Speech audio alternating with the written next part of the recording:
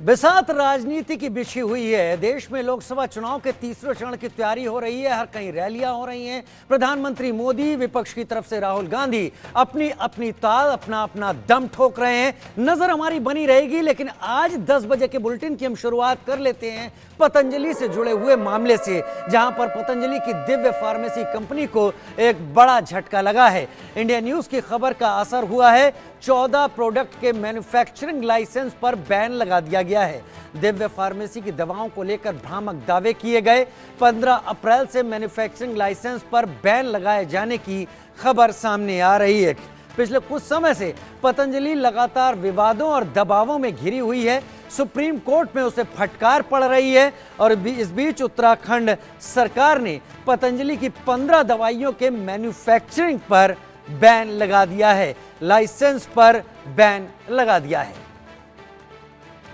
Divya pharmacy company के इन उत्पादों पर बैन लगाया गया है। इनमें खांसी की दवा से लेकर कई तरह की गोलियां शामिल हैं। उत्तराखंड सरकार के लाइसेंस प्राधिकरण की ओर से जारी आदेश में कहा गया है कि पतंजलि आयुर्वेद और दिव्य फार्मेसी की ओर से उत्पादों के बारे में भ्रामक विज्ञापन प्रकाशित करने के लिए कंपनी के लाइसेंस को सस्पेंड किया गया है।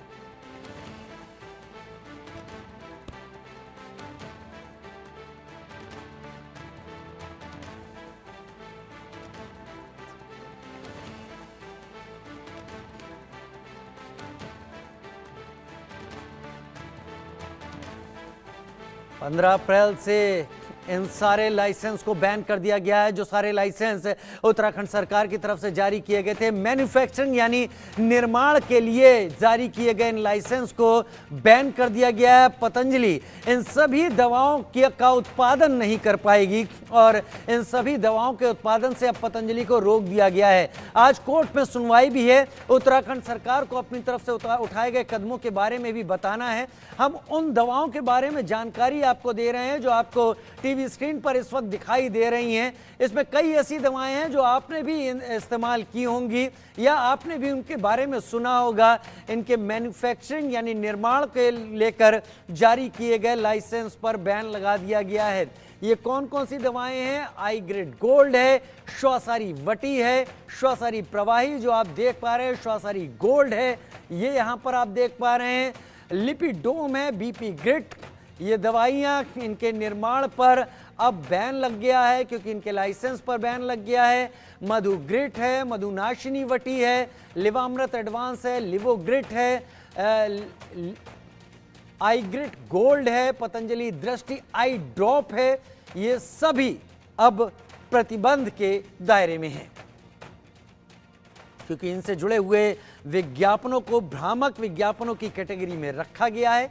लिहाजा इन सभी भ्रामक विज्ञापनों के चलते इनसे संबंधित उत्पादों के मैन्युफैक्चरिंग लाइसेंस को बैन कर दिया गया है। यानी अब पतंजलि इन सभी दवाओं का उत्पादन नहीं कर सकेगी।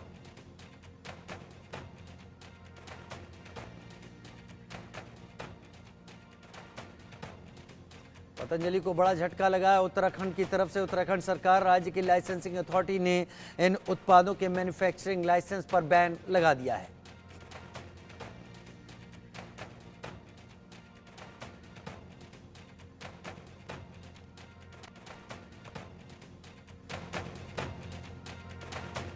आशीष सिन्हा हमारे लीगल एडिटर हमारे साथ जुड़ रहे हैं। खुशबू जैन सुप्रीम कोर्ट की वकील हैं, वो हमारे साथ जुड़ रही हैं। आशीष, सबसे पहले तो आपका रुख करते हुए दर्शकों के लिए साफ कर दीजिए कि आज किन किन बातों पर सुप्रीम कोर्ट में सुनवाई होने वाली है। वो कौन से ऐसे सवाल हैं जो सुप्रीम कोर्ट ने उठाए थे जिन पर उत्तराखंड सरकार ने अब कदम उठाया है, और क्या इसे लेकर भी किसी शक के घेरे में उत्तराखंड सरकार या वहां का संबंधित विभाग आता है क्या? देखिए, आज उत्तराखंड का आयुष जो विभाग है उसके लिए बेहद अहम दिन है क्योंकि सुप्रीम कोर्ट को दो दृष्टिकोण से जो आयुष विभाग के लाइसेंसिंग अथॉरिटी की तरफ से हलफनामा दाखिल किया गया है उसे देखना है। पहला ये कि हुजूर कार्रवाई करते करते बहुत देर कर दी या फिर हुजूर कार्रवाई तो की। इन दोनों में से एक चीज आज तय होगी क्योंकि आयुष विभाग की तरफ से जो हलफनामा दाखिल किया गया है उसमें उन्होंने ये बताया है कि दिव्य फार्मेसी जो पतंजलि की है उसके 14 प्रोडक्ट्स जो हैं उन पर उन्हें उनका लाइसेंस जो है वो सस्पेंड कर दिया है। यानी सीधे अर्थों में कहें तो उसका उत्पादन अब नहीं हो सकता। लेकिन एक सवाल जो ग्रे एरिया है, मुझे लगता है कि वो सुप्रीम कोर्ट जरूर लाइसेंसिंग विभाग से पूछेगा कि जो प्रोडक्ट इस समय मार्केट में है, जिन 14 प्रोडक्ट पर भ्रामक विज्ञापन को लेकर उत्पादन पर बैन लगाया गया है या फिर लाइसेंस सस्पेंड किया गया है, तो उन प्रोडक्ट जो मार्केट में है उन्हें रोल बैक कैसे किया जाएगा। दूसरा सवाल यह है कि ठीक है, इन 14 प्रोडक्ट्स को लेकर कार्रवाई की, लेकिन बाकी के प्रोडक्ट्स क्या, कितनी कुल शिकायतें दर्ज हुई हैं 2018 से लेकर 2024 के बीच में और उन पर क्या कार्रवाई हुई है। क्योंकि ये जो कार्रवाई हुई है राजीव जी, ये कार्रवाई हुई है अप्रैल के महीने में, लेकिन सुप्रीम कोर्ट 2018 का लेखा जोखा मांग रहा है। अब हम बाबा रामदेव पर आ जाते हैं। दरअसल बाबा रामदेव और बालकृष्ण इन दोनों ने ही देश के अलग अलग समाचार पत्रों में सार्वजनिक जो माफीनामा है वो छपवाया था। दूसरी बार छपवाया, दूसरी बार इसलिए छपवाया क्योंकि पहली बार बहुत छोटे साइज का था। सुप्रीम कोर्ट ने कहा कि नहीं, इसे बड़ा करिए ताकि लोगों को समझ में आए। माफीनामा छपवा दिया है, थोड़ी देर के बाद अदालत में पेश होंगे। ठीक 10:40 के करीब इस पूरे मामले पर सुनवाई शुरू हो जाएगी। अब देखना यह होगा कि क्या इस माफीनामे के बाद कोर्ट की अवमानना का जो मुकदमा उनके ऊपर शुरू करने के लिए सुप्रीम कोर्ट ने कहा था, क्या वो मुकदमा अब यहीं पर रफा दफा हो जाएगा, यानी अवमानना की कार्रवाई नहीं होगी। बाबा रामदेव और बालकृष्ण इस मामले में यानी अवमानना के मामले में जो उन्होंने 22 नवंबर को पिछले साल प्रेस कॉन्फ्रेंस की थी सुप्रीम कोर्ट के आदेश के बावजूद भ्रामक विज्ञापन को लेकर, तो क्या उस मामले में उन्हें सुप्रीम कोर्ट राहत देता है। देखिए, एक मामले में तो राहत नहीं मिलेगी, वो है भ्रामक विज्ञापन वाले मामले में, उसमें सुनवाई अभी चलेगी। लेकिन कोर्ट की अवमानना का मुकदमा क्या इन दोनों के ऊपर, बालकृष्ण के ऊपर, रामदेव के ऊपर और पतंजलि फार्मेसी के ऊपर चलाया जाए या नहीं, ये मुझे लगता है कि आज दोपहर तक ये क्लियर हो जाएगा जब भी सुप्रीम कोर्ट की सुनवाई पूरी होगी। चलिए, जब भी सुप्रीम कोर्ट की सुनवाई पूरी होगी। लेकिन आशीष, इससे पहले कि मैं खुशबू जैन जी का रुख करूं, एक सवाल जो मेरी तरफ से और मेरे दर्शकों के भी दिमाग में उठ रहा होगा, जो 14 लाइसेंसिंग जो मैन्युफैक्चरिंग लाइसेंस दिए थे उनको बैन करने का मामला है। अब इससे दो चीज़ें निकलती हैं। जो माल इस वक्त जो दवाइयाँ मार्केट में हैं उनके रिकॉल करने की बात पर सुप्रीम कोर्ट जा सकता है। अब इसे हम यूं भी देख सकते हैं कि या तो यह दवाइयाँ सही थी, विज्ञापन भ्रामक थे। विज्ञापनों का भ्रामक होना दवाइयों के सही होने या गलत होने पर सवाल नहीं है। दवाइयां सही मानी जानी चाहिए और वो दवाइयां बिकती रहनी चाहिए, क्योंकि इस पर भी सवाल उठेंगे, दवाइयां तो गलत नहीं है, विज्ञापन गलत था, उसके लिए हम माफी मांग रहे हैं। लेकिन अगर दवाइयां भी वापस आती हैं तो क्या पतंजलि ऐतराज नहीं जताएगा इस बात पर कि भ्रामक तो विज्ञापन के चलते हमें इस सब में घेरा गया है। नहीं, देखिए, सवाल तो यही है ना कि अगर दवाइयां बिकी हैं तो वो भ्रामक विज्ञापनों की वजह से बिकी हैं। आपने किसी भी मेडिसिन को बढ़ा चढ़ाकर ये बताया है कि अगर आप इस मेडिसिन का सेवन कर लेंगे, आप इस टैबलेट का सेवन कर लेंगे या फिर आप आंख में डालने वाली जो उनकी ड्रॉप है उसको डाल लेंगे तो सारी चीजें ठीक हो जाएंगी। यही बात तो सुप्रीम कोर्ट कह रहा है कि कोई भी चीज क्योर करने का आपने दावा कैसे किया। हालांकि पतंजलि की तरफ से ये कहा गया कि हम ऐसा दावा नहीं करते, हमारे पास बहुत सारी चीजें हैं, क्योंकि चाहे डायबिटीज हो, चाहे इसके अलावा बीपी वगैरह हो, तो इसको लेकर कई भ्रामक दावे किए गए हैं। अब इन दावों के आधार पर मेडिसिन बिकी है। अब वो दावे क्या थे, ये सुप्रीम कोर्ट जरूर सवाल पूछेगा। आखिर जो मेडिसिन बिकी है, अगर वो साइंटिफिक रूप से अगर सब कुछ ठीक है तो फिर उसको क्या रोल बैक करना है या फिर उसकी बिक्री जारी रहेगी। उसका, क्योंकि अब लाइसेंसिंग का जो मामला है, जो उत्पादन को लेकर जो मामला है राजू जी, मुझे जो लगता है अब उनके पास तो वही एक ऑप्शन है कि वो 3 महीनों के भीतर जो संबंधित अथॉरिटी है वहां पर वो अपनी अर्जी दाखिल करें और उस पर संबंधित जो अथॉरिटी होगी आयुष विभाग की, वो सुनवाई करेगी और वो ये तय करेगी कि क्या इनके उत्पादन पर जो हमने सस्पेंड किया है, निलंबित किया है, क्या उससे निलंबन से रोक हटाई जाए या ना हटाई जाए। दूसरा, अगर दवाइयों को बढ़ा चढ़ाकर उसका प्रचार किया है तो क्या उस प्रचार को वापस लेने के लिए फिर से कोई माफीनामा या फिर से कोई क्लेरिफिकेशन अदालत ये कहेगा कि आप पेपरों में छापिए, ताकि लोगों को बीच में एक क्लैरिटी हो। चूंकि दवाइयां तो मार्केट में जा चुकी हैं, इतनी आसानी से सारी दवाइयां रोल बैक नहीं होती हैं। ये बहुत मुश्किल काम है, बहुत लंबी प्रक्रिया है, क्योंकि कई लोगों के घरों तक भी पहुंच चुकी होंगी। तो ये देखना, और कई लोग इस्तेमाल भी कर रहे होंगे पूरे मामले। बिल्कुल इस्तेमाल कर रहे होंगे। हो सकता है राजीव जी आपके या मेरे जानने वाले भी इस्तेमाल कर रहे होंगे। तो अब यही देखना होगा कि इस पूरे मामले में अदालत बीच का रास्ता क्या निकालती है। देखिए तीर कमान से निकल चुका है, अब तीर तो वापस आएगा नहीं, लेकिन जो डैमेज कंट्रोल की बात है वो किस तरह से कम किया जाए, मुझे लगता है कि अदालत इस बात पर मंथन करेगी। ठीक है, मैं खुशबू जैन जी का रुख कर लेता हूं।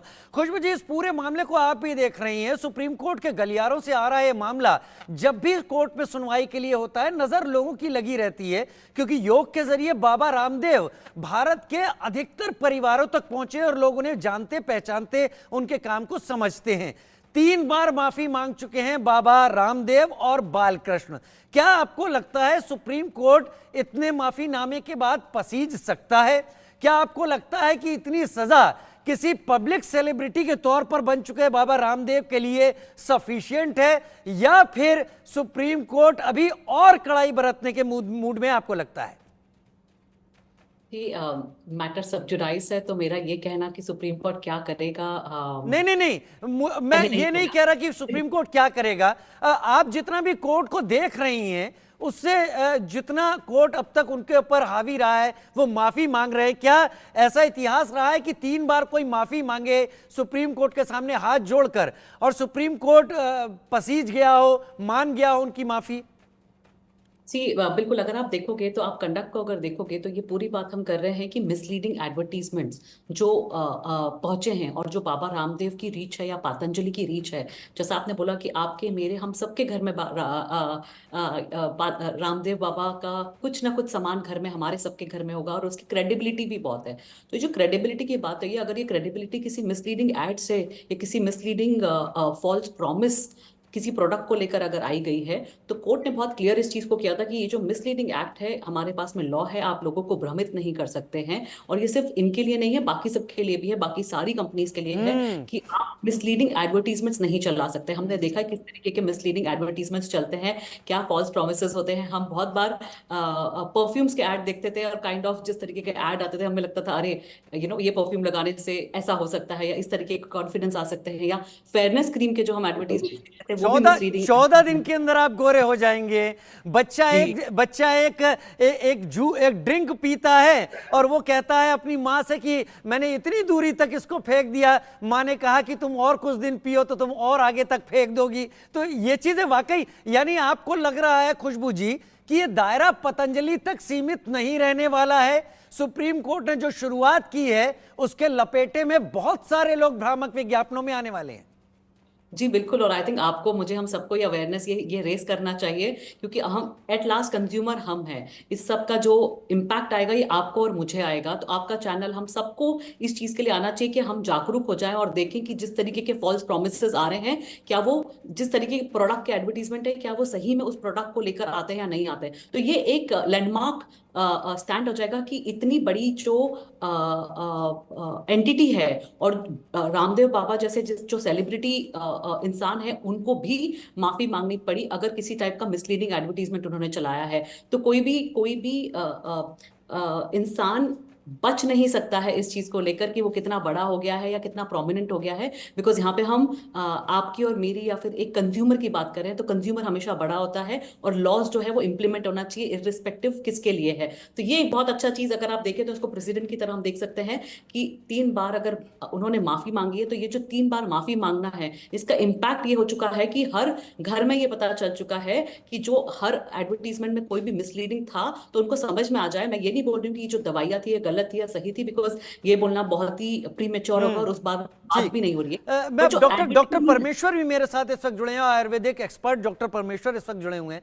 डॉक्टर परमेश्वर, बाबा रामदेव ने अपनी दवाएं बनाई, दवाएं बनाना उतना बड़ी बात नहीं थी, लेकिन उसको लेकर जो संदेश आगे फैलाया, उस संदेश पर सुप्रीम कोर्ट और आईएमए को ऐतराज रहा, और सुप्रीम कोर्ट ने बहुत ज्यादा तल्ख रवैये में कहा कि आप ऐसा 100% गारंटी कैसे दे सकते हैं किसी चीज को लेकर। उसके बाद भी उन्होंने प्रेस कॉन्फ्रेंस की। आपको लगता है कि सुप्रीम कोर्ट द्वारा जो उठाए गए कदम है वो सबके लिए एक नजीर की तरह है आयुर्वेद के मामलों में, जहां पर हर कोई दूसरा आयुर्वेद एक्सपर्ट बना फिरता है?